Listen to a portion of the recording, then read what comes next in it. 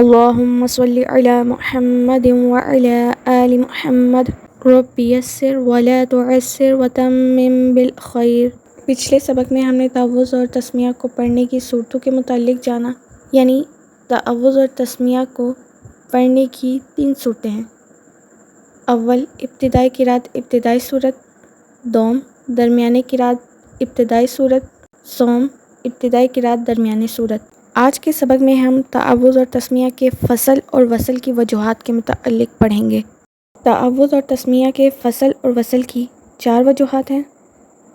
پہلی، وصل کل، دوسری، فصل کل، تیسری، وصل اول فصل ثانی، اور چوتھی، فصل اول وصل ثانی۔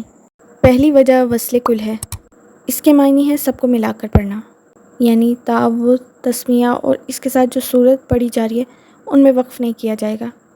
اعوذ باللہ من الشیطان الرجیم، بسم اللہ الرحمن الرحیم، الحمد للہ رب العالمین۔ وصل کل کو سل وصل بھی کہتے ہیں۔ اس وصل میں نہ آواز توڑی جائے گی اور نہ ہی سانس کو توڑا جائے گا۔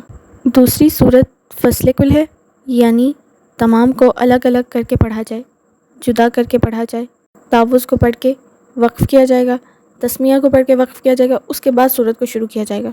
جیسے اعوذ باللہ من الشیطان الرجیم، بسم اللہ الرحمن الرحیم، الحمد للہ رب العالمین۔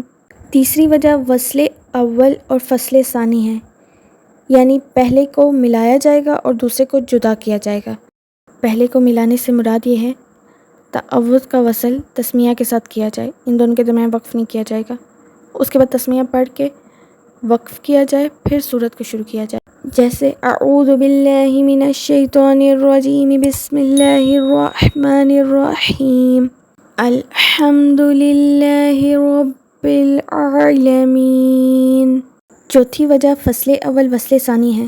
اس صورت میں تعوذ کا فصل کیا جائے گا، یعنی اس میں وقف کیا جائے گا، اور بسم اللہ کو وصلاً پڑھا جائے گا، یعنی بسم اللہ کو صورت کے ساتھ ملا کر پڑھا جائے گا۔ جیسے اعوذ باللہ من الشیطان الرجیم، بسم اللہ الرحمن الرحیم، الحمد للہ رب العالمین۔ امید ہے کہ آپ نے اس سبق کو اچھے طریقے سے سمجھ لیا ہوگا۔ جزاکم اللہ۔